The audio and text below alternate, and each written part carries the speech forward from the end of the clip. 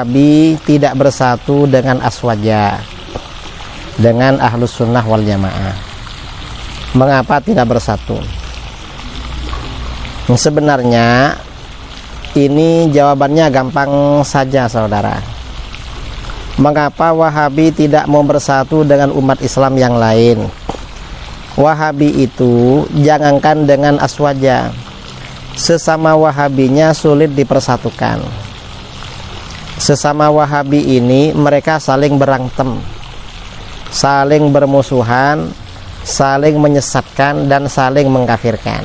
Ini sesama Wahabi.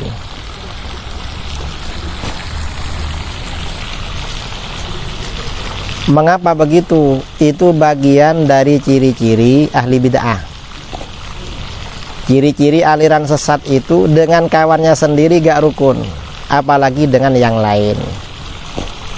Ciri-ciri mereka memang seperti itu, saudara. Nggak bisa rukun.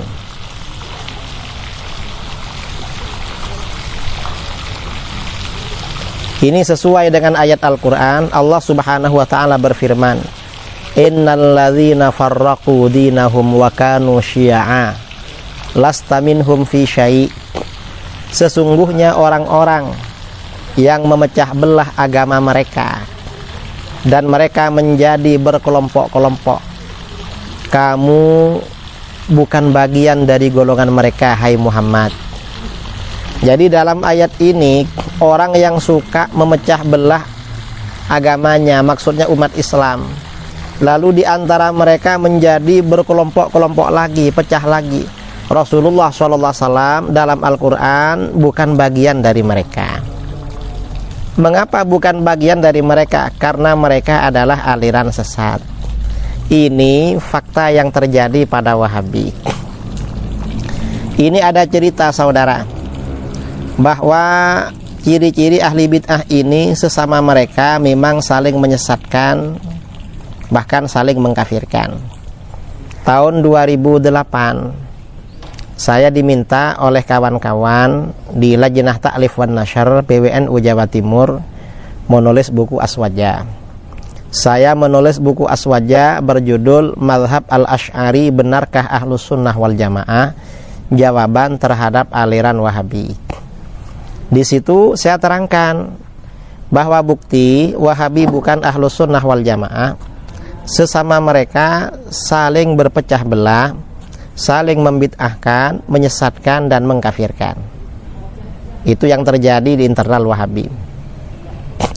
Dan di buku tersebut, di buku Mazhab Asy'ari yang diterbitkan oleh kawan saya, penerbit Halista di Surabaya, Jawa Timur, saya sampaikan bukti-buktinya bagaimana sesama Wahabi saling membid'ahkan antara murid-muridnya Syekh Al-Albani dengan murid-muridnya Syekh bin Baz, juga dengan murid-muridnya Syekh Mukbil, murid-muridnya yang lain. Itu gimana mereka saling menyesatkan, membid'ahkan dan mengkafirkan. Akhirnya ada seorang doktor Wahabi dari Sumatera Barat yang mengajar di Stain waktu itu, di Stain yang sekarang jadi UIN di Jember, UIN Has. Nah, memegang buku saya Mazhab Asy'ari. Lalu dia di hadapan mahasiswanya dia bilang, Ustadz Idrus ini pembohong. Karena dia dalam buku ini bilang sesama Wahabi saling menyesatkan, membid'ahkan dan mengkafirkan. Ini fitnah, gak benar katanya.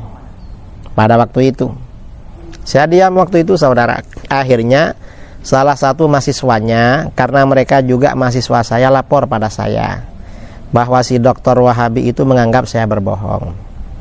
Dapat beberapa hari kemudian saya ngajar di kampus itu, ternyata dosen atau ustadz yang Wahabi itu membagi-bagikan buku-buku Wahabi secara gratis kepada para mahasiswa. Termasuk yang dibagi-bagikan ada dua. Satunya bernama Rifqon Ahlas Sunnah bi Ahli Sunnah. Rifqon Ahlas Sunnah bi Ahli Sunnah, karangan ulama Wahabi dari Madinah, Profesor Dr. Syekh Abdul Muhsin bin Hamad Al-Abbad Al-Badar. Setelah saya baca dalam buku ini, ternyata Syekh Al-Badar ini menyampaikan bahwa sesama Wahabi telah terjadi perpecahan, perselisihan pendapat, saling membid'ahkan dan saling tidak bertegur sapa. Bahkan Syekh Al-Badar ini menyampaikan ada orang Wahabi yang mantan muridnya dulu pernah menjadi mahasiswanya tidak mau berbicara dengan dia. Ini Wahabi. Artinya apa? Wahabi itu jangan ditanya mengapa dengan Aswaja gak bersatu. Sesama Wahabinya mereka berantem. Nah, tahun 2000, sekitar tahun 2015 ya, terjadi peristiwa pengeboman di Jakarta di Mall Sarinah di Jalan Tamrin. Saya waktu itu perjalanan pulang dari Jambi ke Jakarta ke Surabaya. Saya bermalam di Jakarta, kebetulan saya berjumpa dengan kawan saya Al-Ustadz Al-Habib Ahmad Al-Habsyi. Nah, lalu besoknya saya pulang. Kira-kira dapat 3 hari, seorang kawan yang ikut manhaj Wahabi ya sudah meninggal, yaitu almarhum Mahir At-Tuwailibi nelpon saya. Ustadz Mahir nelpon. Saya tanya, ada apa Ustadz? Saya mau tanya Kiai, sebentar, saya tanya dulu sama antum. Tanya apa Kiai? Siapa yang ngebom di Sarinah kemarin di Jalan Tamrin? Kata Ustadz Mahir, itu orang-orang Wahabi Kiai. Ustadz kok tahu? Saya kan Wahabi, jadi tahu. Itu kelompoknya siapa? Ustadz Mahir ini tahu, ini kelompoknya ini. Yang tukang rakit bomnya namanya ini Kiai. Ini kata Ustadz Mahir waktu itu. Berarti mereka kawan Ustadz. Saya tanya sama Ustadz Mahir, kawan Ustadz? Enggak Kiai. Loh kok bisa? Kata Ustadz Mahir, saya ini sudah Wahabi Kiai, dikafirkan oleh mereka. Padahal saya Wahabi. Saya tanya sama Ustadz Mahir, kira-kira kalau saya menurut mereka bagaimana Ustadz? Kata Ustadz Mahir, ya apalagi Kiai. Kiai ini kan NU, pasti dikafirkan oleh mereka. Saya aja yang Wahabi dikafirkan. Nah, artinya apa? Jangan bertanya mengapa Wahabi itu tidak bisa akur, tidak bisa bersatu dengan Ahlus Sunnah. Sesama Wahabinya mereka berantem. Dan ini memang ciri-ciri aliran ahli bid'ah. Dengan kawannya sendiri saling berantem. Dan ini tidak terjadi di dalam Ahlus Sunnah wal Jamaah. Karenanya ciri-ciri Ahlus Sunnah wal Jamaah dengan kawannya itu bersatu rukun. Kalaupun terjadi perbedaan pendapat, perbedaan itu tidak melahirkan sikap saling membid'ahkan, menyesatkan dan mengkafirkan. Ini fakta yang pertama. Fakta yang kedua, saudara, mengapa Wahabi ini tidak bisa bersatu dengan umat Islam yang lain? Wahabi ini, saudara, punya ideologi yang radikal. Mereka mengkafirkan umat Islam di luar golongannya. Bahkan umat Islam di luar golongan Wahabi dianggap lebih syirik, lebih kafir daripada Abu Jahal dan Abu Lahab. Ini ajaran Wahabi. Berbeda, konsep ini berbeda dengan Ahlus Sunnah wal Jamaah. Ahlus Sunnah wal Jamaah ini sikapnya moderat, tidak punya konsep mengkafirkan golongan-golongan aliran sesat.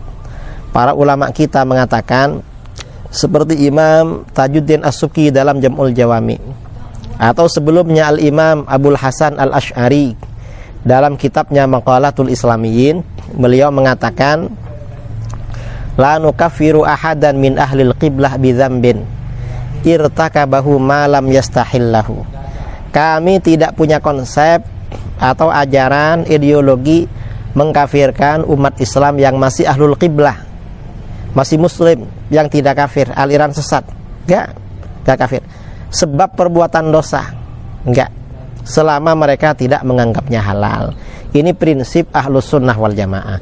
Ahlus Sunnah wal Jamaah memang sikapnya moderat, Islam moderat, sikapnya memang netral. Beda dengan Wahabi.